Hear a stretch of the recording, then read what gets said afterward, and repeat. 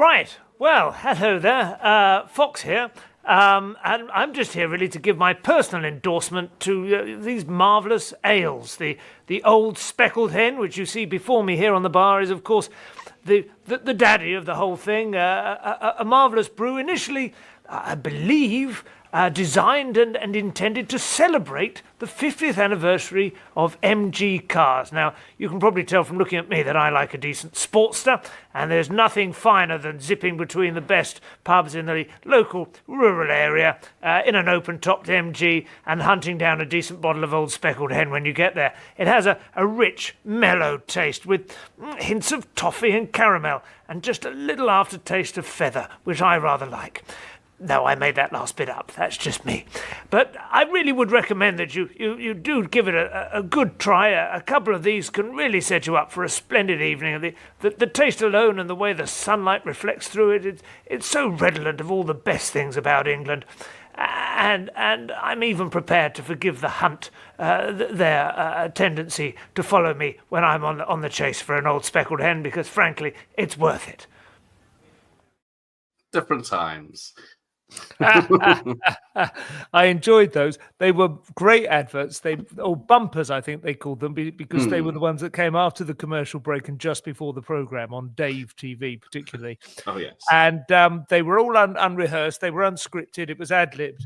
But I got to write my own jokes and prepare my own material, but basically do it. And then they had that puppet, the fox, was operated by two separate puppeteers. He was so complicated. He had one puppeteer for his sort of limbs and main body and another one that did his eyebrows and his mouth and so on. It was quite high tech for the time. Possibly the last great hand puppet before the CGI and the various technologically advanced means of persuading people to buy certain beers. Well, yes, they went on to animated Fox afterwards, and I don't think you did the voice for that one. No, it was just one brief interlude in a series of iterations of avatars. But it's a good beer. I was perfectly proud to be associated with it, and I hoped it would carry on for a bit longer, but I did all right out of it for the time being, and you can't complain. No, commercials are the way. Yes, cheers to you. It's not a bad beer, to be sure.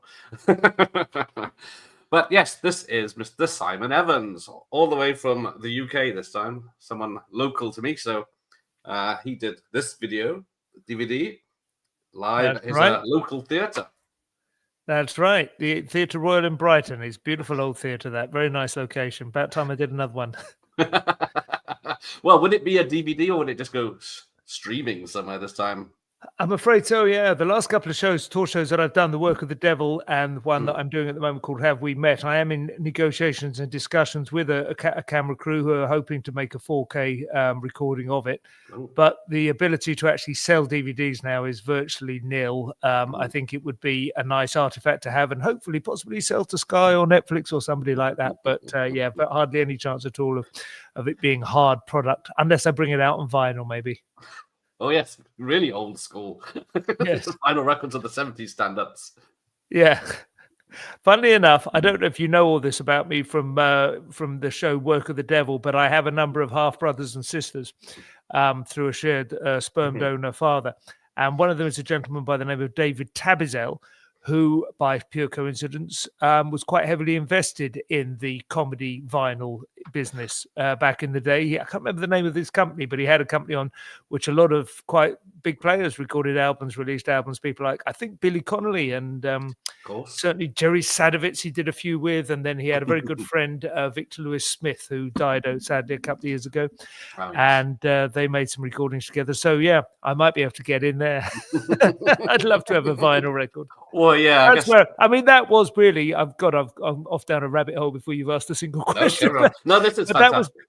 That was pretty much where my love of comedy came from. Was vinyl actually, because I had friends who had Monty Python records. That was I think an older brother or sister in both cases, or maybe even a parent, and then Pete and Dud, or their filthier version as well, of course, Ad Nauseum. With their alter egos, and Derek and Clive, and yeah, you used to get comedy on vinyl, and then on tape, it was much better than what you could reliably see on the telly. Well, yes. All 18 certificates usually, aren't they? Oh. But yeah, it was the thing of the 90s on VHS. It was like every November, every stand-up had their show out on VHS for Christmas. Yeah, absolutely. Yeah, I just missed that bandwagon. I remember McIntyre in the early, about 2007 to 2010, something like that. McIntyre had a million selling DVD every Christmas. Very handy. Yes. No, doesn't really need special effects or anything, or a script or anything. No. You just film it, put it out on a disc, done. No fancy menus or the making ofs. But yes, you are on tour this last year and this year, still going. So you're now. There were two reasons I wanted to speak to you. One was about your joke about the Welsh baby. Yeah, I was very offended after I saw. How Welsh are you? Born in Wales, West Wales, and then grandparents on one side were Welsh, but both my parents were English, so I don't know what counts. Because of course, when I told that joke initially, I thought I was Welsh and thought I had the right to tell it. Then it turned out I wasn't Welsh through my father's side. The Evans is not genetically who I am, but my mother's side, Peck, is actually Welsh surname as well. So it turns out I am a bit Welsh after all. So a little bit. So that's allowed then. I don't know what level is allowed of to my make a joke. Yeah. But I do have a story. I have seen you live. It was, unfortunately, it was a long time ago. It was like 20 years ago in Bristol at the Comedy Store. Now, I just lost someone very close to me, and I was home alone and just nothing to do, as it was back then. And then, of course, I knew you from the television. Was it Jongleurs and stuff like that you did? But then, so I came to the Comedy Store for a night out, and I was Comedy Store. Is it? I don't know. What is it now in Bristol? With the Comedy Box?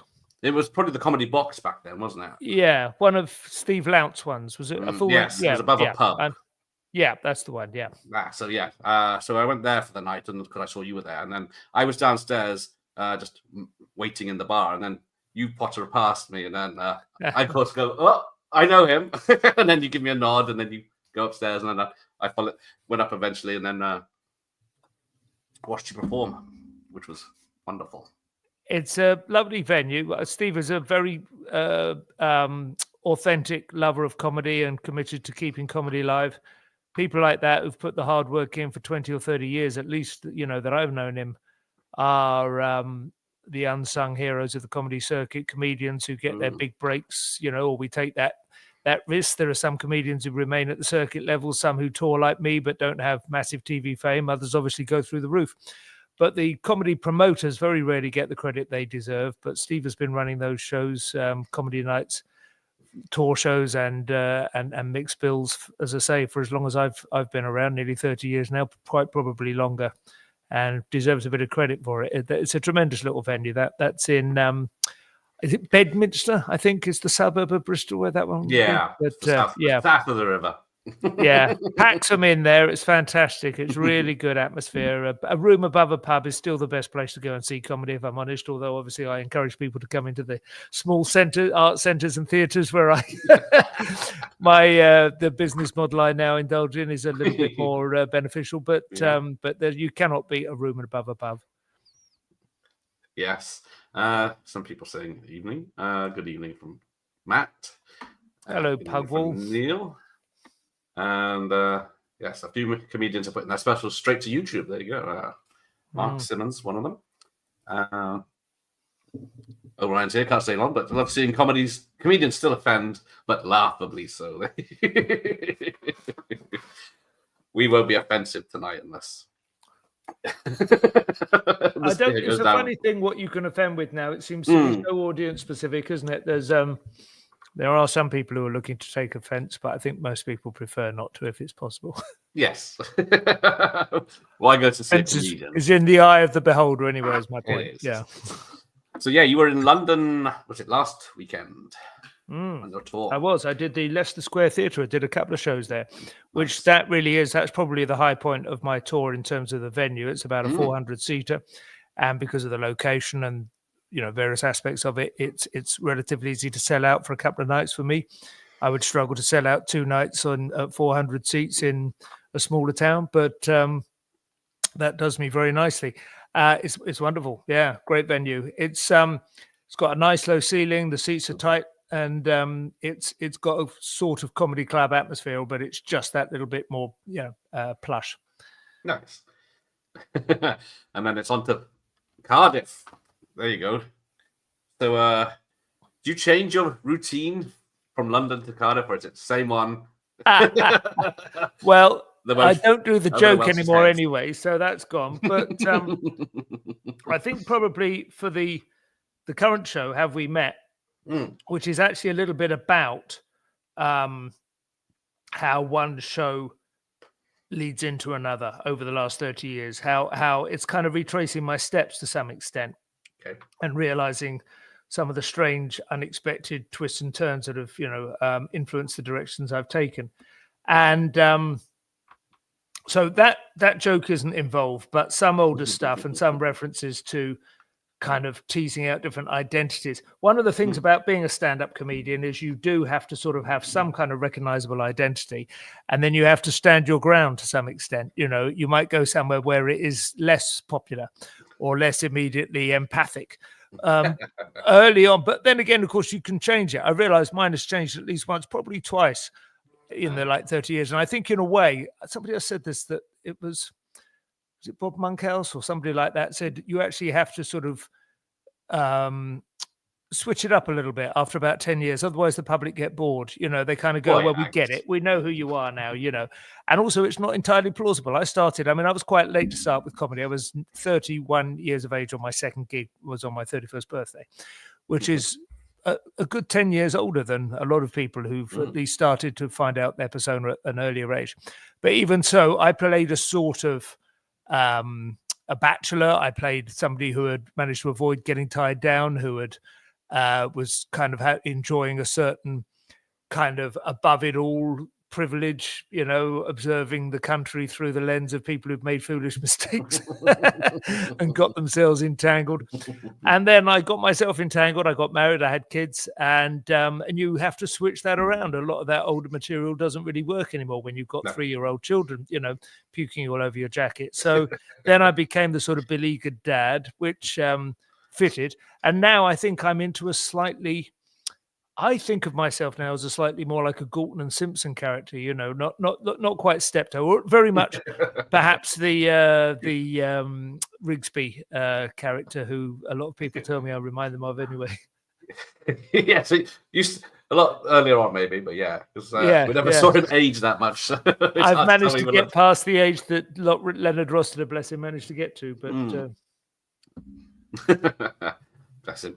But so let's have a look at my questions, because I was going to say, what advice would you have for someone that thought I can do stand-up and then they try it these days? Because it's probably a lot different to when you started and what you could say. I mean, if you think you want to have a go at stand-up, absolutely do have a go, because it's great fun. It's a thrill. You overcome a lot of fear most people do in order to get up and do it anyway. And if you can get away with it at all, you will enjoy the adrenaline thrill of doing it. It's a bit like an extreme sport or something. So you might as well put yourself on the line. It's like hurtling downhill on a skateboard, except if you come off, the worst that's going to happen is a bruised ego, but it will feel almost that thrilling, But in terms of advice of how to do it, I would say, pardon me, there is an awful lot of what feels to me kind of boilerplate stand-up out there at the moment. An awful lot of it seems quite familiar to me. I think it's been going on for a long time now. When I started in 96, I think we were still in the first or possibly the second flush of a kind of wave. People like Eddie Izzard, Harry Hill, Bill Bailey, Dylan Moran, very creative, quite literate. People were enjoying playing with words, playing with expectations. Genuinely, people were wrong-footed quite easily by a setup that didn't lead into a predictable punchline. It's been going on for a long time now, and it's very difficult to find a new way in. So I would try and avoid doing anything you've seen before, because I just think I think a lot of it is very tired. And if you can think of a new angle, I know a lot of comedians in Edinburgh certainly now are a little bit, what would be the word, suspicious of the number of people who arrive having achieved fame through TikTok or other online activities, and they think, oh yeah, but can you do it on stage? But to be honest with you, I think TikTok and places like that, if I was starting out now, that's probably where I'd look, because it's still possible to do something original there. It's still quite new. There's thousands of people involved, of course, but it's still quite new.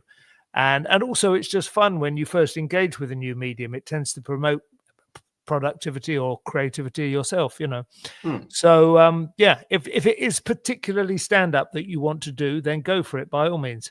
But I do think there are possibly newer, more different ways and more interesting ways to be funny, to capture people's imagination, to express yourself, to be satirical or critical of the world, one way or another, whatever it is you want to get out of it. Are the days of the stand-up comedians selling out Wembley and stadiums, are they over? No, I don't think they're over, but I don't hardly know all the people who are doing that. I was on with a couple of younger comedians the other day, and they mentioned somebody, I can't remember his name now. And I said, who's that? And they went, are you serious? He's like played Wembley. And I genuinely hadn't heard of him. So I'm not the best person to ask. But I mean, Mickey Flanagan will still sell out Wembley, and McIntyre, I expect, still would. There are people who still can. I suppose Peter Kay, if he decided he wanted to come back, would probably do so.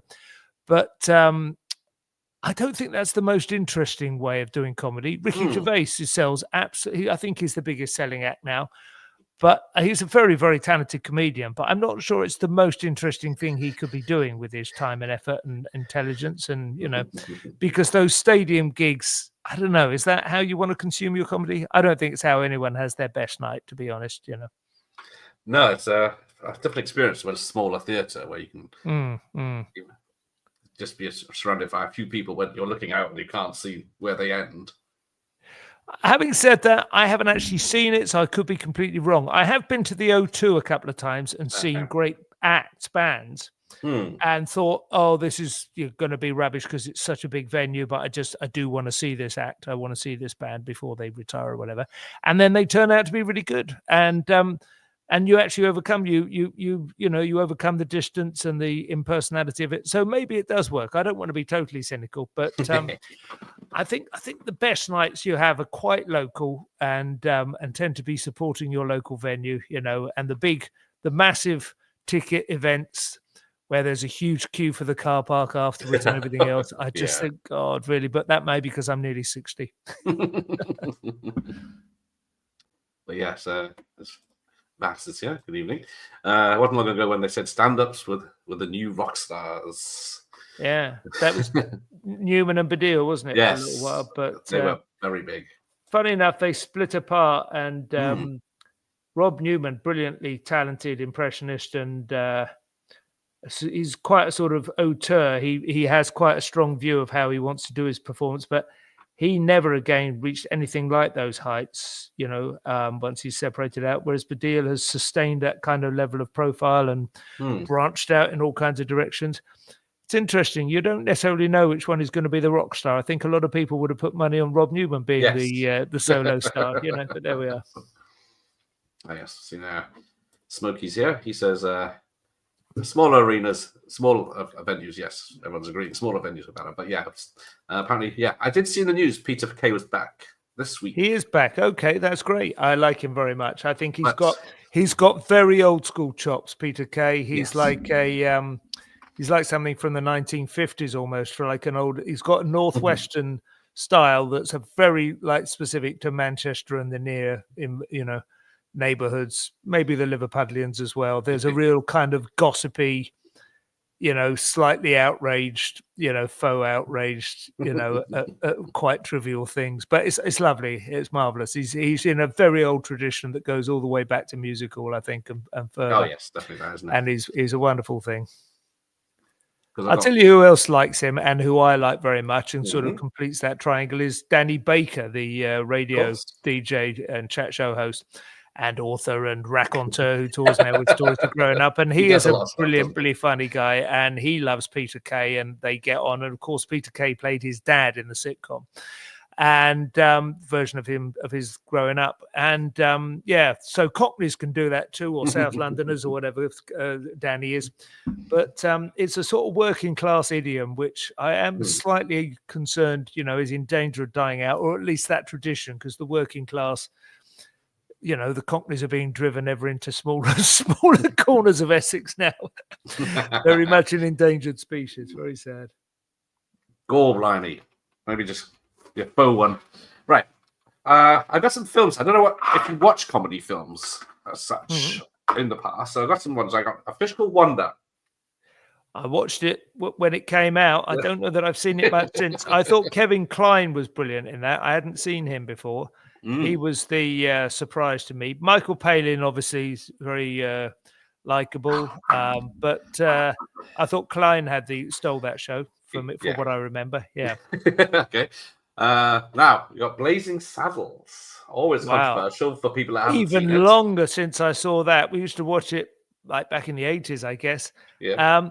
Funny enough, I was talking about it to some other comedians the other day, and I haven't watched it again since as a result, but they were saying it holds up much better than you might dare to hope.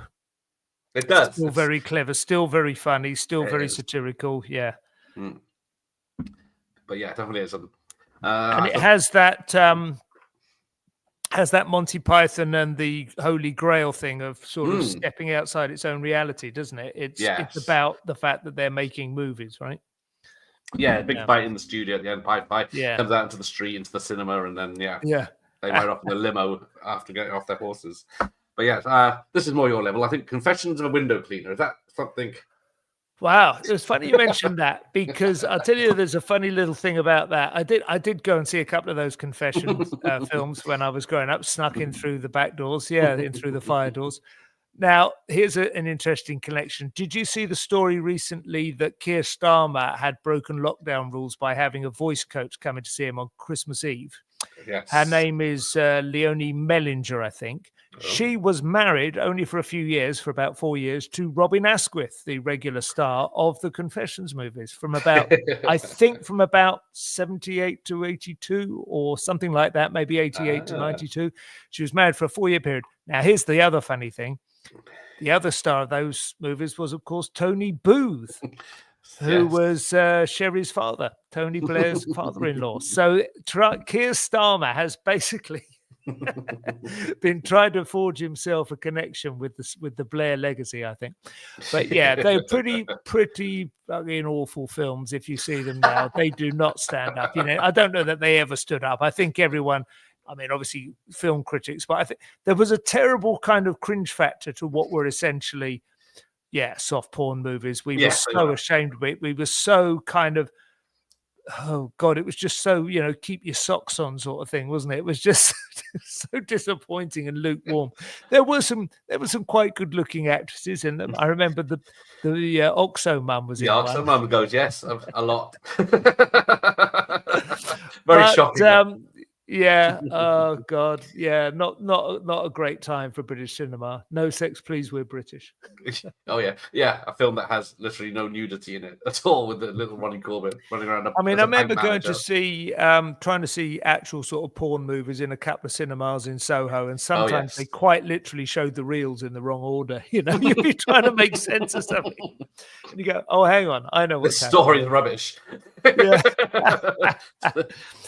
A lot of them were sort of period, like Lady Chatterley's Lover or kind of Pride and Prejudice style things, and there'd be lots of blueses. Yeah, we were terrible.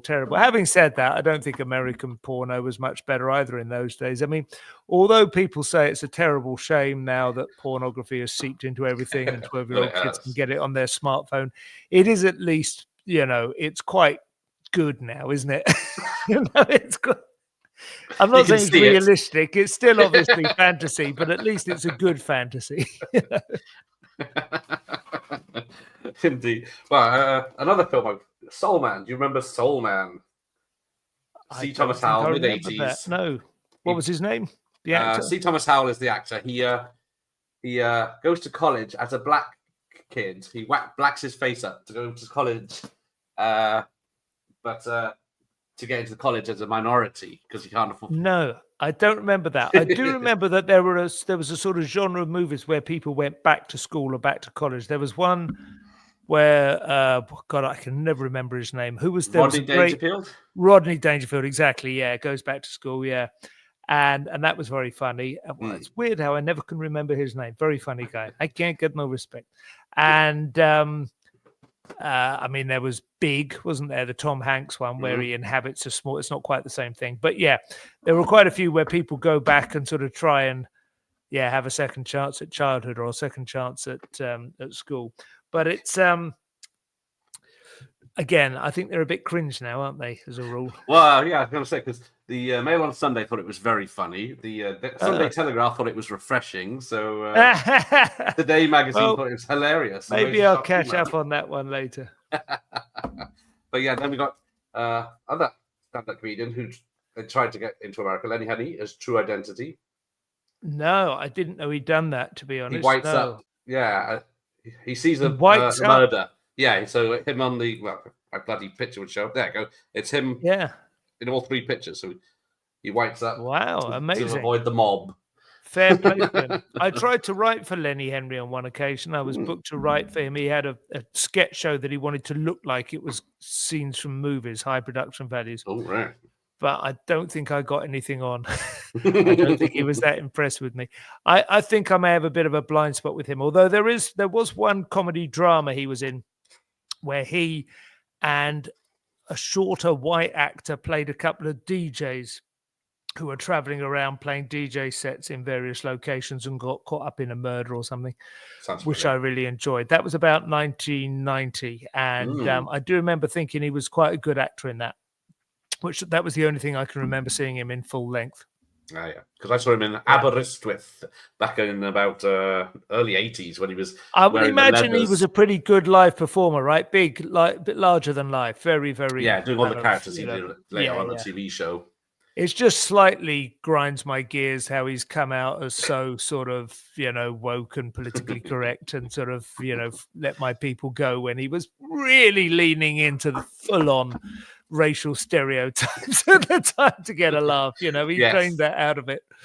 But there we are. That brings me on to Eddie Murphy's Delirious. I think this is his first. That was funny. Show. Yeah, that was amazing. We watched that several. That's the one with the ice cream cone, I think, isn't it? Yeah, I think so. Yeah. But yeah, we watched that a lot. Because he's Delirious and Raw. It was his other one. Yes, those were the other. Yeah, they were tremendous, very influential. Him and Steve Martin, but Steve Martin was a much different kind of proposition at that time, much more sort of meta and investigative and deconstructionalist or whatever, whereas Eddie Murphy just had the raw bones of it. Yeah, because they worked together in Bowfinger in 99, didn't they? Yeah, great comeback movie. I love that movie. Yeah, well, Eddie Murphy, they were both in lots of great movies. Yeah, Trading Places, which we didn't really think of at the time, which was obviously basically Pygmalion stroke My Fair Lady, but it's Brooklyn, but tremendous value that. Yeah. But because Eddie Murphy's apologized for some of those jokes like 40 years later. He'll apologize for the apologies soon as well. Yeah. It's springing back the other way now. Yeah. One last one. Robin Williams. An Evening with Robin Williams. Yeah. Do you know what? I was never a huge Robin Williams fan. He always felt too edgy and nervous. Bit like Spike Milligan. Brilliant writing, very, very clever books, and obviously the Goon Show, fundamental. But as a performer, just found him Robin Williams, too edgy. I mean, I get that he was doing a load of coke, but that endless ad-libbing impressions, the sort of ADHD thing. I don't like ADHD performers. I much more prefer the sort of Peter Ustinov kind of smooth, plausible, very, very polished. Yeah, I don't mind a little bit, but yeah, I prefer people at the sort of civilized end of the spectrum. Rick Mayall, I guess I would be an exception. I found him funny, but a lot of those kind of more chaotic characters all over the shop, that you don't get time to pause for breath. Just find a bit exhausting and a bit love me. I don't like that feeling too much. Yeah, because if you watch Robin Williams now, it's like, oh my god, calm down a minute because I can't keep up with all this. It has a different. It lands differently, as the kids say, don't they? It hits different.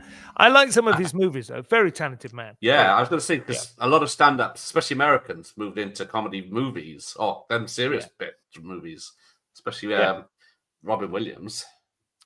He was. I mean, I don't know whether he was plucked, whether he always had a plan. I mean, I suppose a similar trajectory could be Jim Carrey, but actually, I prefer Jim Carrey. I prefer his stand-up, and I prefer his acting, and his choices as well.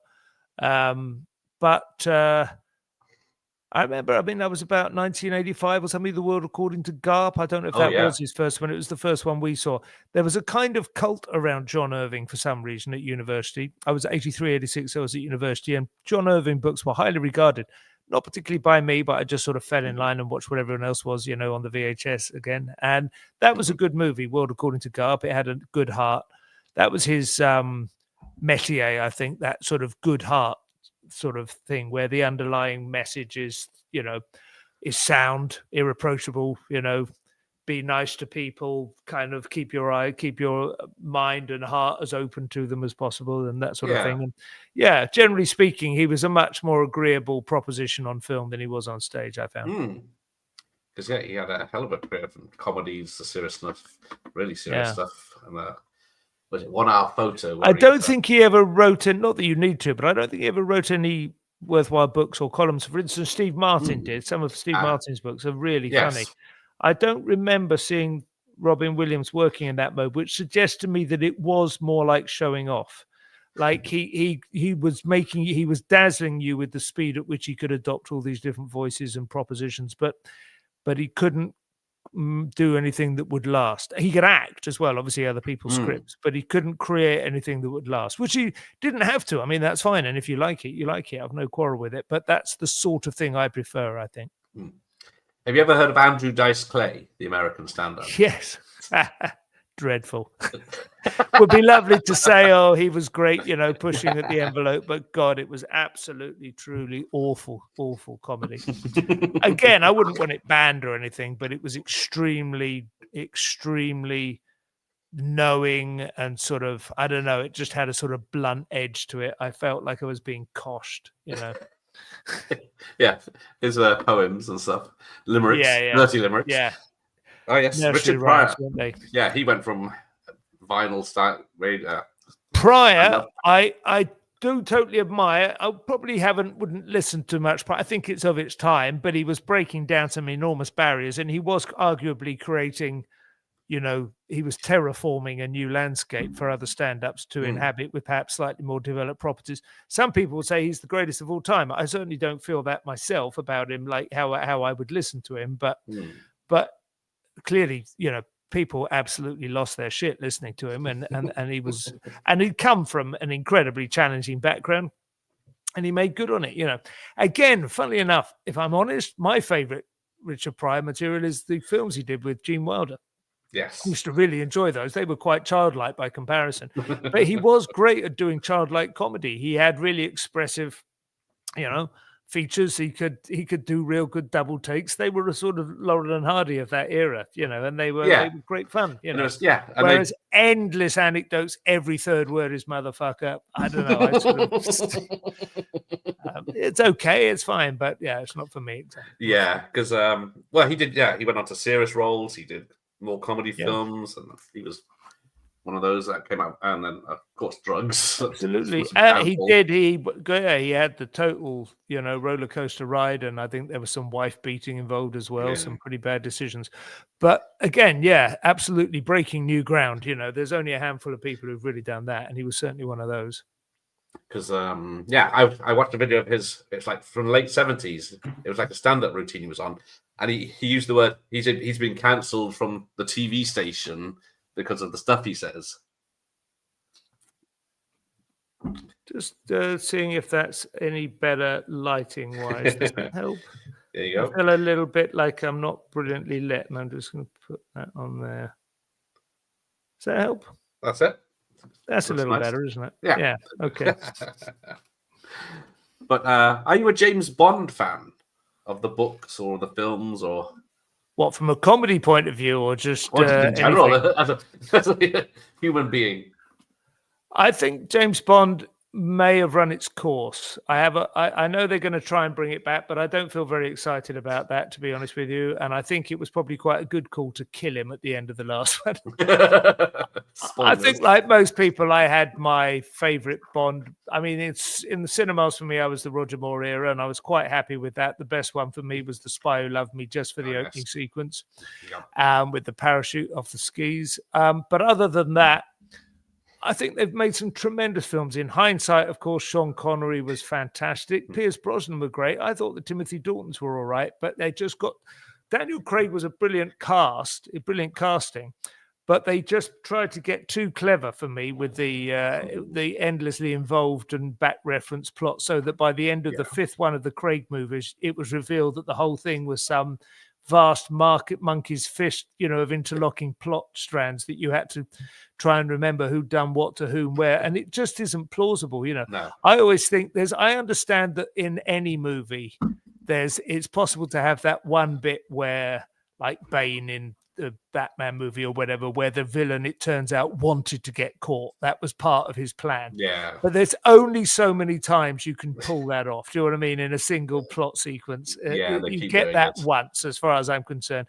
You cannot keep saying, no, that's where we want, no, I'm sorry, it got too crazy. Bond was much better when he was, in Casino Royale, the first book, he's almost like a plumber or something. Do you know what I mean? Who with a license to kill, he's sort of like, he's sent into a casino to sort of see if you can play a game with this guy and see if you can sort of keep an eye. Do you know what I mean? It's fairly basic. It's like, see if you can go and fix that thermostat. By the time he's trying to unravel things that artificial intelligence or quants or something, would struggle with, I'm like, no, this is no good.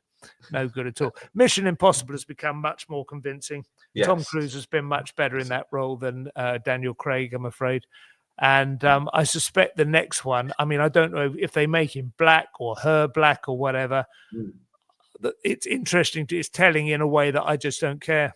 There was a time when I would have defended and gone, no, Bond is this, he's that. But the only chance for me is if they reset the clock totally and put it back into the 60s or even the 50s, and say it's that'd be cool. A sort of retro thing. Yeah. Yeah, if they're going to spend 200 million, they might as well spend it on a period piece rather than just CGIing everything. But yes. Have you seen Steve Coogan's Alan Partridge just doing his description of The Spy Who Loved Me? He goes, everyone put your hands to your eyes like this, and then I haven't seen that. That sounds great. Steve Coogan can obviously do a superb Roger Moore. It does help if you can do these impressions particularly well. He's such a good one to do, Roger Moore, if you can do it well. But I have no voices myself. I was going to ask, any impressions? Yeah. Not a single one, only unintentional. The only one I've been trying to learn is to learn how to speak like Margaret Thatcher learned to speak. I was writing an article for Spiked about Keir Starmer's voice thing, which is where I found out about Mellinger. And I discovered there's a chap called Steve Nallen, who is apparently very well known. But I realized I knew his work. He used to do Thatcher for Spitting Image in the 80s. Yes. But I didn't know him by name. But oh my God, he's so good. There are videos of him showing you how her voice changes over time, and he's absolutely nailed it at every specific moment. It's incredible. I think he can do other voices as well. He does Ian McKellen and John Gielgud and so on as well. But yeah, it's a wonderful gift. Absolutely, impressionism. It's like being a conjurer, isn't it? It's like producing magical things in the palm of your hand. But yes, Baz is one. So shame there's a dearth of funny women comedians. Yeah, it's a tricky one, that, and very thin ice for me to skate out onto. Yes, moving on. I do think the thing about stand-up is, I'm going to say this, it's controversial, but stand-up itself, specifically stand-up, I'm not saying it has to be a male thing, but it's kind of a male-brained thing, I think. Like, there are some great female stand-ups, and more than half of them, at least more than half, probably 3 out of 4, 5, maybe 4 out of 5, have been lesbians. And I don't think that's a total coincidence. I think there's something about it, about you wanting to be there, like standing there alone and being a bit aggressive and sort of taking on the crowd and stuff. There's a kind of come on, I'll take you all on sort of aspect to stand up. So many other forms of comedy in which women can excel, whether it be sketch comedy, writing funny novels, writing funny characters. Like Fleabag was one of the great sort of comic creations of the last, was that 10 years ago? Whatever, I can't remember what it was.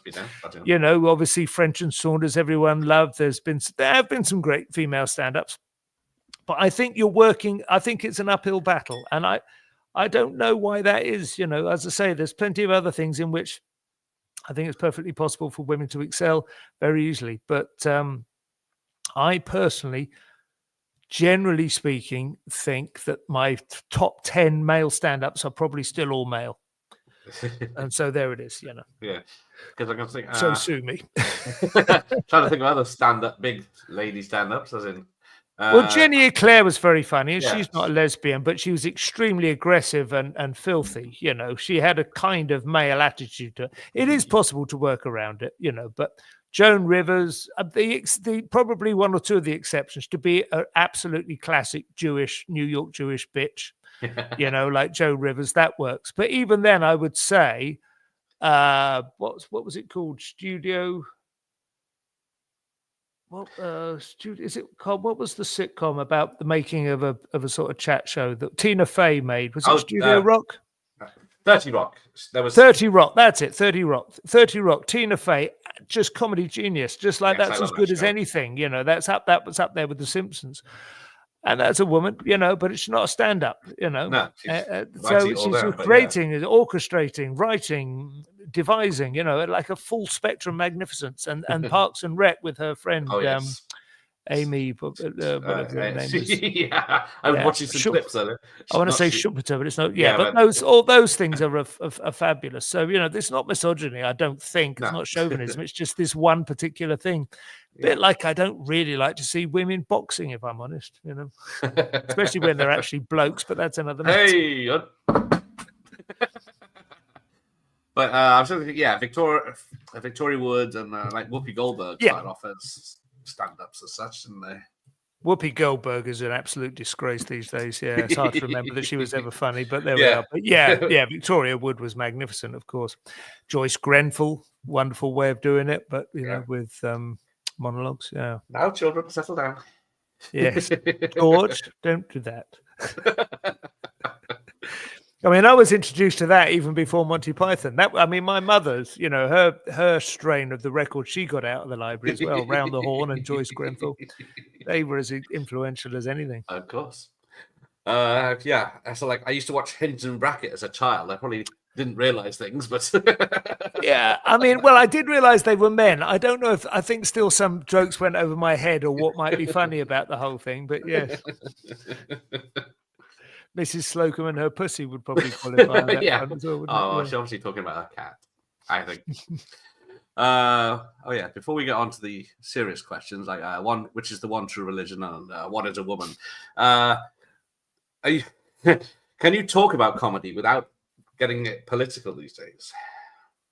I know we have for the last half hour. The funny thing about talking about comedy, I've always said it's the thing, I can talk about it quite happily, and I'm even happy to sort of like embrace the potential political pitfalls or my, elephant traps. But it's hard to be funny about comedy, I find, generally speaking. When I'm talking about it, it's something I give quite a lot of thought to, and I try and give honest answers. The only thing I think I might disappoint people insofar as I find it difficult to be funny about it personally, but I don't know if anybody is.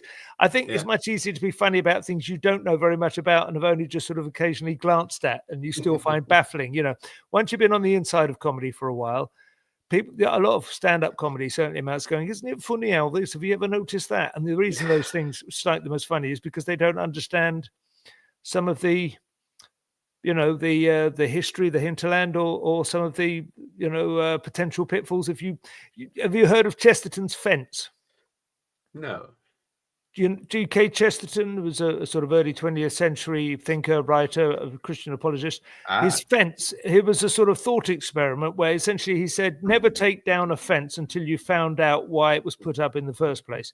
If you see a fence apparently separating two halves of a field and you can see no reason why they need to be separated, then you should try and find out why that fence was put there before you just go, oh, that fence is obsolete now. Clearly, pertains to some. It's like, there's a 7-year buffalo migration, and if you don't have that fence there, then they'll trample everything.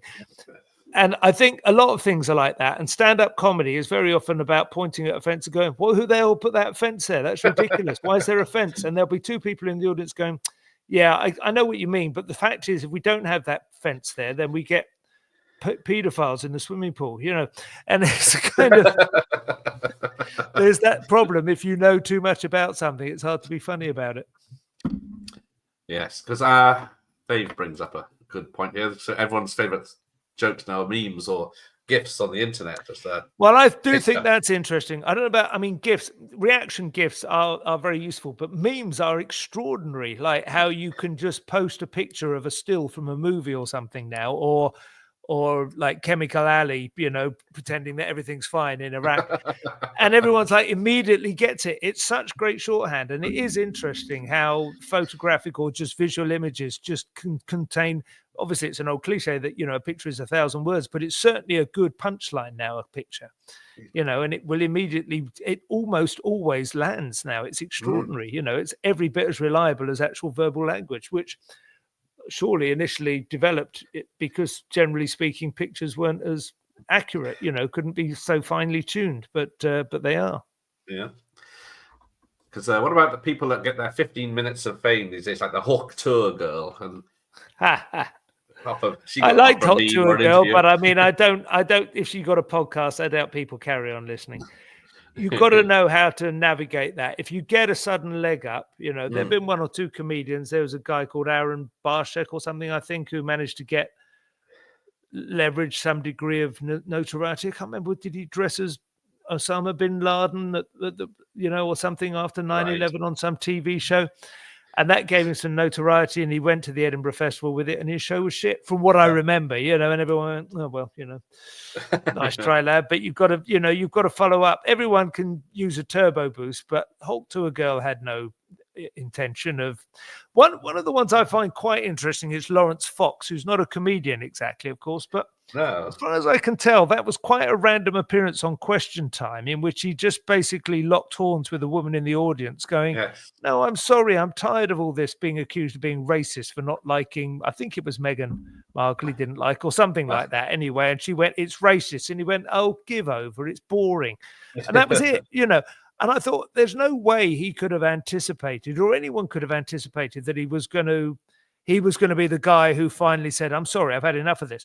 Now, you could argue his career has been a disappointment ever since, but you've certainly been aware of it. He's sustained a level of interest and fame. He may have had he has got wealthy backers. Maybe they've immediately, got in under him and gone, don't worry, we'll take it from here. Maybe, I don't know. He was an actor, obviously. He had some degree of, he had some screen presence, he had some stagecraft, but it's weird how those things happen sometimes. Not a great way into comedy, in my view. You're much better off using fairly traditional, not necessarily as I say stand-up. Quite often you can do it through TikTok, but you need to produce a few hours before you can expect to get fame.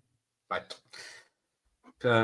What makes you laugh? Is it literature? Is it TikToks? I like a really great turn of phrase will make me chuckle and give me enormous pleasure, and I will turn around in my mind for ages. And that can be in a book, it can be in a magazine article, it can be a tweet, it can be a line in a Simpsons, come out with them all the time, but a really, usually like not a hugely long scenario or scene, it can be really quite short. The other day, just randomly, I was listening, well, not randomly, when I drive, I listen to Audible. I listen to Audible a lot, books sometimes, but also you can get great collections of BBC radio dramatizations, which actually work really well on Audible. You can feel resentful that you've paid your license fee and they should be free, but you get about 16 hours for £8 or whatever, so 50p an hour, that's fine. And I was listening to George Bernard Shaw adaptations, and specifically Pygmalion, which is probably why I was thinking about Trading Places. And there's that scene where Eliza Doolittle has been trained how to speak correctly, but not how to judge what's good subject for conversation and small talk. So she's introduced to the posh people, and one of them says, what terrible weather we're having. I'm afraid I might get influenza. And Eliza says, They say my aunt has died of the influenza, though it is my opinion that they done her in. They done the old woman in. Do you remember this scene? I think It's been a done while her since in. I've seen Yes, you know, because I seen her come through the diphtheria the year before, and if anyone can get through that, then what she has no business of dying of. I wish I could learn it off heart, but and then about her dad put spooning gin down her neck, and she come to so hard she bit the bowl off the spoon, and somebody says ladling gin down her throat, that could have killed her. And you go, oh no, the gin was like mother's milk to her, but it's all done in this posh voice. It's just such a perfectly, it's unimprovable. It's quite a short passage. It's a comedy. The whole thing, Big Mailer, is a comedy, but that particular passage, I've been thinking lately, is as funny as anything. I should absolutely learn it off by heart properly. But that's a glorious thing. I don't know that it had been done before. Taking a flower girl, a Cockney, and making her speak with elegant Edwardian aristocratic diction, but still having the vocabulary and speech patterns. It's genius. He does it so well. So something like that. But reliably, for me, if I'm honest, it's, you know, you've been framed type stuff, you know, or fails as they used to be called on the internet. Yeah, there's still nothing funnier. I mean, Laurel and Hardy were, you know, Stan Laurel's choreography, Oliver Hardy's pratfalls.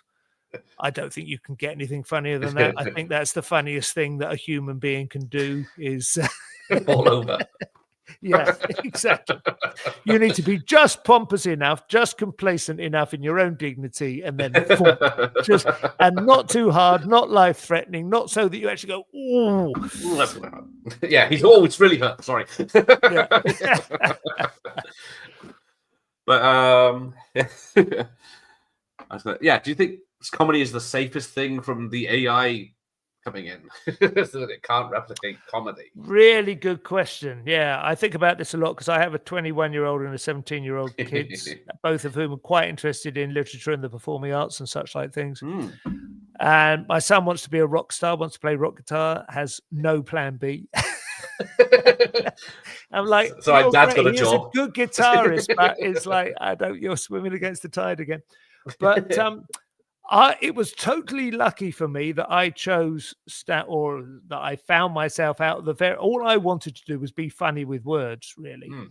And 25, 30 years ago, I was still hoping that might be as a columnist. I wanted to be Alan Corran or G.K. Chesterton or S.J. Perelman or Woody Allen, you know, write short pieces of funny literature. That's what I thought I would do. And the stand-up comedy was really a way of testing material out, as far as I thought. And then it took on a life of its own. And before I knew it, 25 years have gone by and I haven't written anything, you know, for magazine. I've just started again recently. And in that regard, I was very lucky. I dodged a bullet because I think it's extremely difficult for the last 30 years to earn a living writing comedy columns. You know, there's probably half a dozen people in the country. Funnily enough, Giles Corran, one of them, Alan Corran's son. So without any family connections, I would have been even more struggling, you know. But so what I'm saying is, with the next 30 years, who knows where AI will land? I would never have predicted that particularly, that was going to happen with the digital revolution. Information wants to be free, but live performance somehow survives. And I don't think it's beyond the realms of possibility that AI programs will write good material. In fact, I have on one occasion, just as an experiment, with somebody who knew what they were doing, asked an AI chatbot to write a column in the style of Simon Evans. I think it was about Russell Brand, who was, you know, in the news a few months ago. And it did a pretty good job. I mean, I would have, if I'd forgotten that I was supposed to be writing it and done it in the last half hour, do you know what I mean? And sent it in, I would have got away with it, you know. It would have been my proudest work, but so we're probably only a couple of years away from them being able to do write decent comedy. Certainly a starting block from which you can, you know, work stuff up, change the speed, change the word order around a little bit, make it more and more you. It's the performance that I think is the thing that is reasonably bulletproof for the time being. Fingers crossed, because people they have a race memory of what it is to sit in a cellar and listen to one man, you know, holding court, and they like that, or one woman. But yeah, when that goes, we're in trouble. Yeah, you get the AI. The writing, I think it is perfectly conceivable that AI will be able to write 5-minute comedy sets, sketches, sitcom plots, God knows what else. Yeah. And maybe even we'll about to see, it'll be a shame from the writer's point of view, but we might be able to see the rebirth of a new golden age of decent scripted comedy, because to be honest, there haven't been many decent sitcoms for quite a long time now.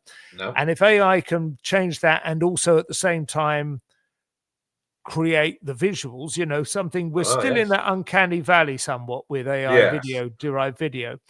But obviously things like The Simpsons and Family Guy were fantastic, but they were so basic. They were no more advanced than Hanna-Barbera in the 60s, Yeah. But it's possible. Yeah. God knows what's coming. Yeah. Because I got here writing for the Gentleman's Monthly you used to do in your early years of writing. The pornography. Is that what they're asking My about? bubble burst when I realized those stories weren't real. Yeah. Oh, it was only for a couple of years, but they were quite glorious. I eventually ran aground. I used to enjoy it, and I did find some of the scenarios quite erotic, but I think I found it quite a satisfying way. I genuinely went into it thinking this is a way to at least get into the rhythm of writing to order, having a deadline, taking a check, and cracking on with the next one straight away. And it did achieve that to some extent. I learned some discipline. I learned the habit of typing. My typing speeds improved, I had an odd little hybrid thing that probably you probably pinpoint exactly when I started, because it was a Panasonic sort of typewriter word processor built in that could show up to about 300 words on the screen at any given moment, and then you had to press print and it would print off the paper, as if it was a typewriter. It was a wonderful thing. But as a consequence, sadly, I don't have any word files with what I wrote on them. But yeah, I remember my pornographic editor was essentially constantly cajoling me to just get on with the action. I was always taking much too much time setting up the transgression of it, the sexual tension, and why this mustn't happen, and then it does, which I thought was important to get your rocks off, to be honest. All right, Dickens, not that first paragraph. But no, it was lovely. I haven't read a great deal of pornography, of literary pornography, but I did read a bit of. I didn't finish it. I thought it was dreadful, 50 Shades of Grey, but it did annoy me. I thought I could easily have written that. That was the kind of thing I did think maybe I should write a book, but who would buy it? Well, I don't know whether how that one was selected, because there was loads of that sort of stuff going around already. Slightly S&M flavored, funnily enough. I don't know if it's an open secret. I think it is. Really sells well with the female market. Like rape fantasies are far more searched for by women on Pornhub than by men, which is not to say that they love it really. I totally understand wanting to play with a fantasy, just like men like war fantasies.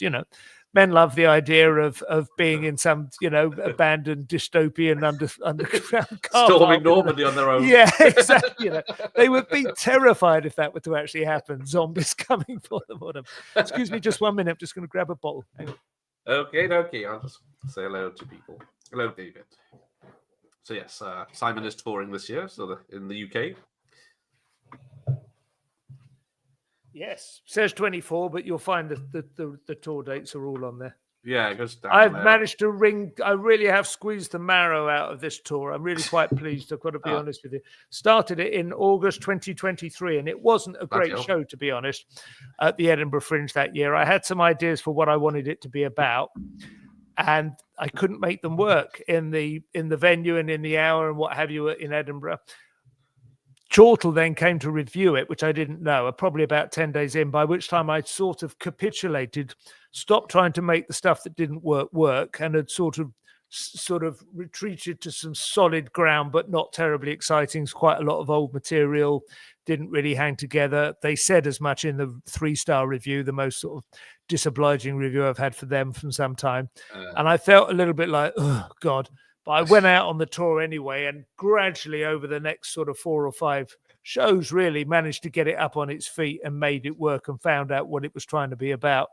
It's a funny thing writing a full-length tour show. It's 2 hours long now, and I'm really proud of it. And I played it, as you say, at Leicester Square over the weekend, and it was, really satisfying reaction. It's got light and shade.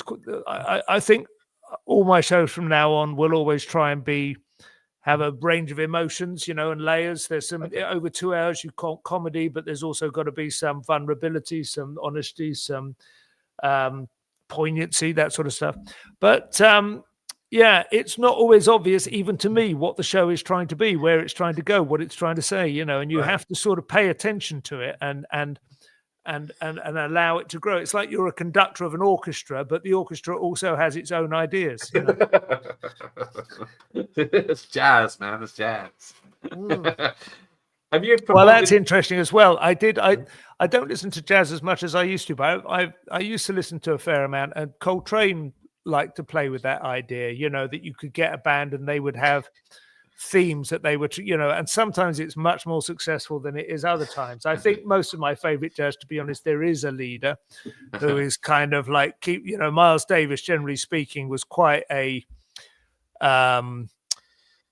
what's the word? Not draconian, but there's a word for it anyway. But a certain kind of band leader who is kind of keeping an eye on you, and you keep that tight, and you don't go into another chorus, and you keep to the bars you've been assigned, And then Coltrane was a bit more like kind of let it. Or there's one thing of his called Ascension, which is just like 23 minutes of noise. It just sounds like kids, fucking about in a music room storeroom. But occasionally something emerges, very, very slightly, but it's like the birth of the universe. You can either find it extraordinary or just actually slightly infuriating. Have you performed in Europe or America or any other countries apart from the UK? Not so much in the last 10 or 15 years since having kids, it seems, because the thing about performing overseas is it's not usually pays as well. It's more of a jolly, it's like fun, and they'll pay your way, but that's a bit of a treat. And so if you're leaving your wife to look over the kids, it's like less acceptable. So early days, I had fortnight in South Africa in Cape Town. That was wonderful. I did the New Zealand Comedy Festival in 2002. Oh, cool. That's where Kate came out, and that's where we got engaged. I think we both thought that was going to be our lifestyle. But I've done Winnipeg, done Montreal. Of course. I did Aspen, which was pretty amazing. Aspen is very much a sort of trade fair for American television comedy. Aspen, Colorado, it's a ski resort. Yeah. Incredibly wealthy, and I was just there for a week, and that was very interesting. Saw some great American comics there, but they're basically doing 7-minute sets in front of casting agents for sitcoms. And I haven't done so much lately. I've done Ireland several times. I really love that, Galway. And I would like to get back into it. I still never done Melbourne. Don't know if they'd have me now, because I absolutely laid into them for taking Barry Humphrey's name off their main award a couple of years ago because of his comments about trans. And I don't know if we'll forgive each other over that. Yeah. Good old Barrister. Yeah. There was a Dame Edna was always on at Christmas. I mean, when you think back to how many amazing comedians there were in, I guess, 80s and 90s, we were absolutely spoiled, and we just assumed it was like natural and normal, didn't we? But it wasn't actually. But Humphreys was one of those guys like Clive James and Jermaine Greer who came over in the 60s from Australia and seeking somewhere where their intellect could kind of, engage with the cogs that it was worthy of. And they found it in London, but he was a fucking intellectual. The fact that Dame Edna was the most crude and brassy and offensive, it was so subtle at the same time. He was a very smart guy. Yeah, all those celebrities dying to be on his show, to be the piss ripped out of them, and then but then you had this other alter ego, the drunk womanizer. Norm Patterson, Patterson, not Norm. He had his own film. Yeah. With the huge schlong visible through his trousers. And Les Patterson. Yeah, amazing. Les Patterson. Amazing. Yeah. He had some real poignancy in his work as well, though, of course. But I mean, that's when he was at his best, He was almost, I think of him, I don't know if this is obvious or obviously nonsensical, but I think of him as being a bit like Nabokov. not in his natural country. Obviously, there's less distance between Russia and America, between Australia and Britain, as there was Nabokov coming from Russia, and from aristocratic Russia, pre-revolution.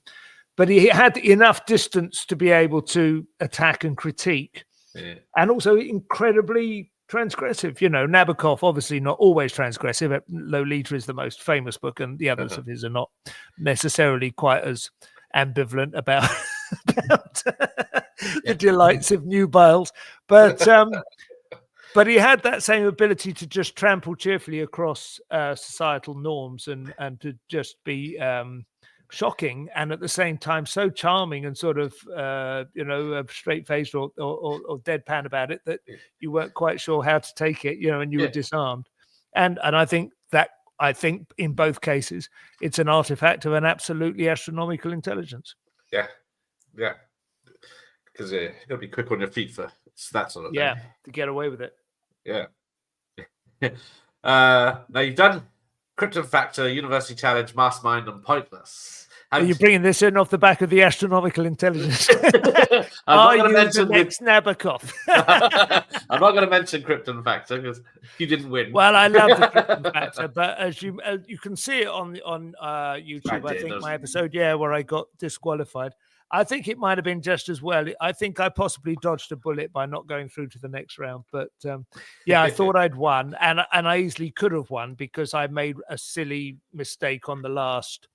I was trying to, it's hard to explain to people, but it was a weird last series of Krypton Factor where instead of it just being a series of rounds and then accumulated points, the first half there were a number of different rounds, and then you spent all your points so far in gaining advantages in a super round.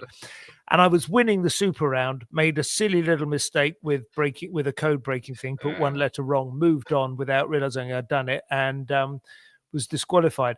But I think I'd sort of, I think in a funny way, I'm not saying I deliberately lost. I would have, at the time I wanted to win, but I think it had run its course. It took 3 separate weekends of going up to Granada Studios to shoot a single episode. Weird. It was getting really exhausting. One weekend we went up and it turned out Gordon Burns had laryngitis. I remember that. And I think we sat around all day and then stayed over another day and then did it on the Sunday. But anyway, it was just getting ridiculous. TV is like that, and movies even more so, they say.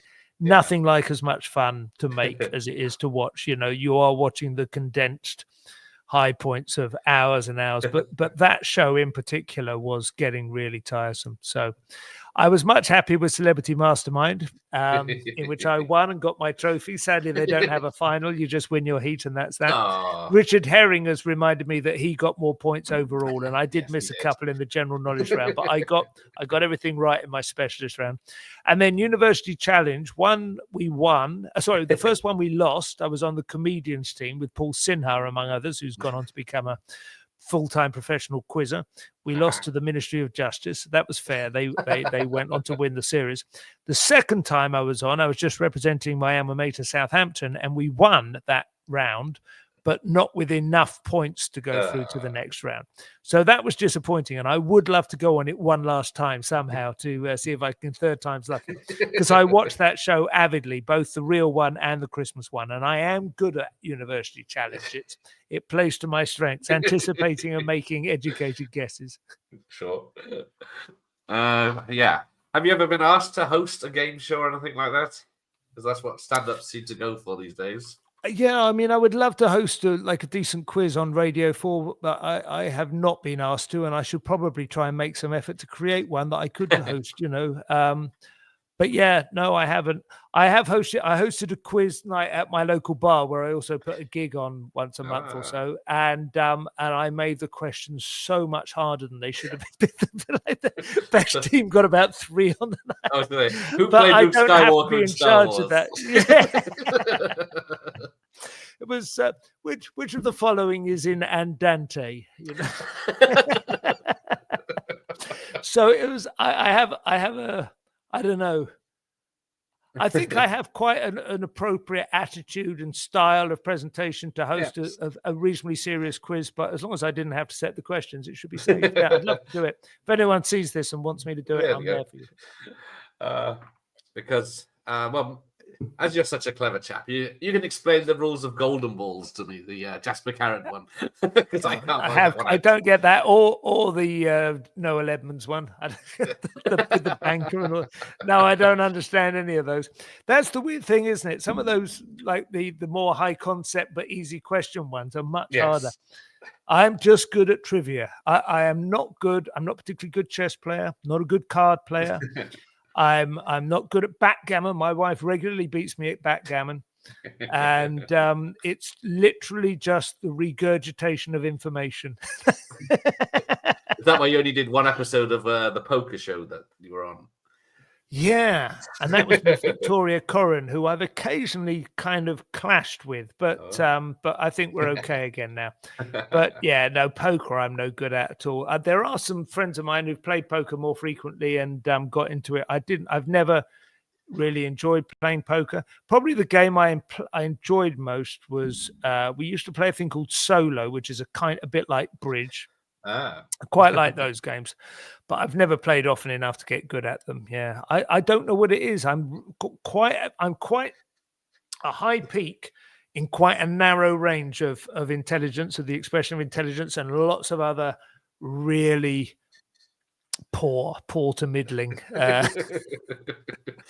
you don't go down to the casino and you play some baccarat. Yeah, no, God, no. And also I go to pieces for. I'm very risk averse. I like the idea of it, but the reality is I get depressed very quickly. Yeah, no, that won't work, sadly. All right, well, just, one last thing. Now, you have as much disdain for anyone north of the M4, M25 as I do, I understand. It's a funny thing that I think that whole snobbery thing, as I was saying earlier, it was a character I played for a while. I never thought of myself as a snob growing up. When I started into stand-up, you're always looking for an angle, and it seemed that angle seemed people believed it. I think that's the thing. You try a few different things out, right? And you're just looking for. You're trying to create a sitcom character. It's not really you. You know, you don't want it to be totally at odds with yourself, but you can definitely highlight and emphasize certain aspects of yourself and compress others. And I just found everyone believed it when I played that character. They immediately went, yes, you're that guy. Absolutely. You're Rigsby crossed with Faulty, basically. You're a terrible snob. And also you're sort of quite a bit sexually, lacking in confident, desperate to impress Miss Jones kind of thing, rather than a thwarted husband, because at that point I wasn't married. So, yeah, I mean, it was, and I think all the great sitcom characters, I mean, you talk about, we've already mentioned the great movies and the Ednas and what have you, but the sitcoms that I grew up on, I still think of that as that's the inner circle, really. That was the golden load of British comedy when I was at my most developmental. So yeah, Cleese, like as a writer of monologues, but for creating archetypes, the sitcoms, and that snobbery was something that just worked. The reality is, I mean, I'm not saying this to try and win back friends, come and see me north of the border. The reality couldn't be more different. I'm much more comfortable with honest, authentic, regional people who are rooted, some blood and soil, for want of a less expression. But yeah, people who are part of their neighborhood, people who have some connection to. I'm much more comfortable with them, and would love spending time having a cup of tea in a cafe with somebody you've just met who's lived somewhere, man and boy or whatever, than I am with the sort of rootless cosmopolitans that I played for some time. That you encounter in the TV industry a lot, but there it is. So yeah, could you Cardiff? Was it this week or next week? No, the 18th. Cardiff on next Tuesday, and then a couple of dates down in Cornwall at the end of the year. I think, end of the month. St Austell and Penzance. One of which I think St Austell is sold out, but Penzance I still have tickets for. And then on we go up north. I think north to a student's private. That's a student one in Lancaster. Yeah, that's a lovely woman called Claire, who I've known for a very long time, who's now the entertainment officer there. So she's booked me for that one. I don't do many student things. We'll see how that goes. But yeah, loads of other northern ones after that. Glasgow and Edinburgh, Newcastle. Yeah. They should be fun. We'll see. All over the shop. So, like you said, you drive everywhere, do you? For those ones, I'll probably drive up. Yeah, I mean, there's no good answer, to be honest. The travel Yeah. is the worst aspect of it. The actual physical, finding yourself in strange towns is fine, but if I could just be magic there, and magic home again, that would be my one single greatest wish. Because I can't afford to take support acts or tour managers, so it is long hours on your own. Get to listen to George Bernard Shaw, but the novelty wears off a little bit. But that aside, that's it. It's still the work is coming in. That's the main thing. And then still doing the news on GB News. Yeah, 2 nights a week of that Yeah. with headliners, which I really enjoy. Headliners is a great. Yes. So I'm very proud of that, and I really hope that can keep going for as long as I have the momentum to be able to contribute to it. It's a funny. It's been unlike what I was expecting, I suppose, is what I mean. There's a kind of sense that GBNews, I think at one point people thought was a slightly stained or tainted kind of brand. Were they going to be hard right? Were they going to be, scandal mongers or liars or provocateurs? Yes. Well, I mean, I would never speak to every single person that's on a channel any more than I would on BBC One, but I honestly think our show has tread that line very successfully, probably more so than some of the BBC shows I'm on, to be honest. There's more balance, there's more fairness. It is all ad lib, it's off the top of our heads. We get a couple of hours to prepare our thoughts, but no script. But the fun thing that I've noticed is the number of people, when I do a tour show, I always come out to the foyer afterwards to meet people who want to hang around. And the number of them who've said, I'll keep doing that. We enjoy that. Thank you for that. And they are not weird, swivel-eyed racists, Perfectly normal. Just as commandants. That's nice. Yeah, exactly.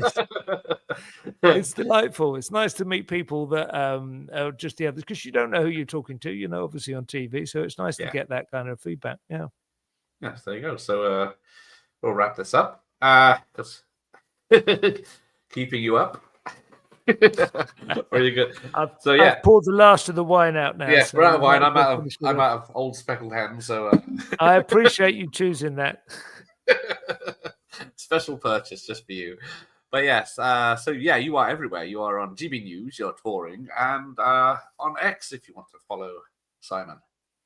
Yes, and also we have a new series of One Person Found This Helpful, which is a Radio 4 show I make, or rather I devised, and I'm on it quite frequently, usually about half the episodes. Frank Skinner hosts it, but that's my show. That's coming back to Radio 4 very soon. There you go. So is there a difference between BBC Radio and BBC TV? Is it the politics or to be honest, I haven't done any BBC TV except possibly Question Time is coming back to me, but that aside, it's been 10 years since I did any BBC TV. I just don't know what it's like anymore.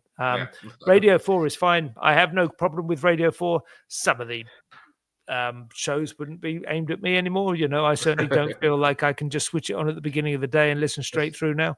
But it's a pretty good it makes a pretty good attempt to satisfy its mandate. Worth the license fees.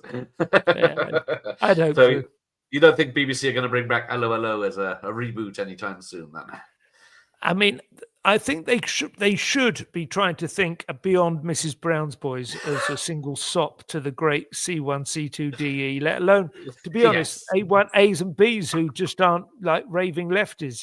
It's a shame. The irony is their sorry, I've got a sneeze coming. The irony is their show Top Gear, which was such a big money spinner and was so popular with a huge part of the demographic that really didn't care for almost anything else. Top Gear, Match of the Day, Cup, maybe the repair shop. They just angered millions. I know Jeremy Clarkson literally punched somebody, but they've been angling for him for a long time. They were looking for an excuse to get shot of that show because the leftists felt it was sand in their shoe. It was a pebble, and they were stupid because it used to sell for millions around the world. It was an immensely popular show with a bunch of people who now since have gone, well, to be honest, I don't see the point of paying for the license. There's nothing on there I want to see, or you only need a couple of shows. For me, it's Radio 3 a lot of the time I listen to when I'm driving. I like to have the company and listen to serious music where there's nobody else. Classic FM is a very different flavor somehow. But if you keep snatching things away from people like that, I don't know if it'd be Allo Allo. I was never a big fan of Allo Allo, but they need something like Dad's Army or 40 Towers or Good Life or Keeping Up Appearances or Porridge. You know, they should be able to make something that just appeals across the board and brings people back into the fold a little bit. Or, you know, Midsummer Murders or whatever. I can't remember if that was BBC. I But think that's on TV, but yeah, that's sort of, yeah, I think it was. But, you know, need. those kind of shows, Morse and those sort of things. Yeah. You've got to throw some money and make some decent shows. If you're just endlessly promoting Strictly, and you know, it just doesn't persuade anyone, I'm afraid. Yeah, is Live at the Apollo still on at all, or I don't even? I think it's still on. I think it's on BBC Two at a later hour than it used to be. Yeah, I think by common consent, comedians get on there now. I'm sure it's well intentioned, but they are not necessarily selected by it, whether they're ready for it or not, you know, whether they justify it with their skills. So I'll say no more. So got a review from Vaz. Watch some of your stand-up on YouTube today. Funny chap and smart. Thank you. And yeah, no one watches BBC anymore anyway, which I haven't watched it for years, apart from maybe. I'm afraid there's some truth. I mean, I was skeptical about the whole sort of, you know, Sky offer when that was in competition. I still felt BBC held up. But now that you can just, you know, select a movie off Sky Store or the Netflix offers, you know, you can, I mean, it's just, it's become embarrassing, isn't it? It's happened quite quickly, like a lot of things. I thought they'd always be there, but I just don't think so anymore. Yeah. It's a shame. It is, because we all grew up with them, you know. Yeah. They used to be so much a part of, well, there used to be a thing called the British culture, you know. I just don't even know what it is now. And of course, a lot of people point at immigration to talk about the fracturing and atomization of the country. But to be honest, the importation of American entertainment sources is at least as important. You know, the fact that we are basically now just watching Netflix adaptation or Netflix serials or Sky, you know, movies. These things are all made, and Netflix, they're not even American. A lot of them have a massive eye on the East Asian market as well. So Very some popular. of those things are good. You know, you watch something like Squid Games or Three Body Problem, they're great, but we're getting further and further away from any sort of authentic British product. Yes. Well, let's write it. Yeah. Absolutely. Sell it to the BBC. I'll take one more question. Who would you recommend as a comedian to look out for from Neil? To look out for? Well, new ones. I don't really see that. I mean, for some years now, I've been saying Bill Burr was the best comedian in the world, and he didn't seem to be that famous that it was an obvious answer. But I think he might be a bit, he may have peaked. Go back on YouTube and watch Norm Macdonald. Yeah, he didn't give anything. He really didn't. No, he's an absolute. I mean, Norm Macdonald and Sean Locke, who we lost in the space of a few months, were cut from the same cloth in that regard. Absolutely no compromise. Confident in their own opinions and intelligent without shoving it down your throat. Yeah, that's who I like to see. Yeah. All right. Well, I'm going to thank Simon, and I'm going to recommend you buy everything he owns. I'll give any merch on your tour. I'll tell you what you can get if you like. You can download all my Simon Evans Goes to Market from Audible. That's a single package. You can hear all of the Radio 4 series I made there. That's quite decent value, I think. It's about 7 hours. And no, more than that. 2 hours per show, 6 series, about 12 hours should be. Yeah. So that's, I don't get anything for it, but it's nice to know that it's popular and it'll encourage them to make more. And there we go. So and watch out for the books soon, I promise. Oh, there's a book. I promised. All right. Thank you. And good night, everyone. And have a good tomorrow. And we'll see you next time.